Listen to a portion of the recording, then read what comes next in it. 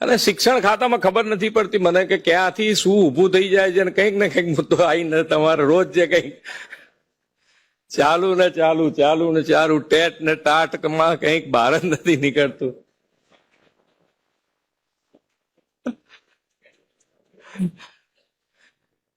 એટલે તમારી પાછળ પાછળ અમે બીજા બધા ડિપાર્ટમેન્ટ વાળા તમારી બાજુ જો કરે એવું થયા કરે. હા, શું ચાલુ છે? ભરતીઓ ચાલુ છે. તોય આમાં એક વસ્તુ છે કે અત્યારે જે ક્રેઝ છે એ શિક્ષણ એટલે સરકારી નોકરી પરનો ક્રેઝ વધારે છે અત્યારે. બધા એને કે ભાઈ સરકારી નોકરી મળે, સરકારી નોકરી મળે. તો સરકારી નોકરી કેવી રીતે મળે? હું સ્કૂલ બોર્ડમાં તો એ વખતે કહેતો હતો કે તમે તમારા ભાઈઓની નોકરી વધારવાની જગ્યાએ ઘટાડી રહ્યા છો. કેમ? તો કે ભાઈ તમને જે સરકારી શાળાઓ છે એની અંદર લોકોનો ક્રેઝ ઘટતો જાય છે, તો નવા શિક્ષકો કેવી રીતે લઈશું અમે?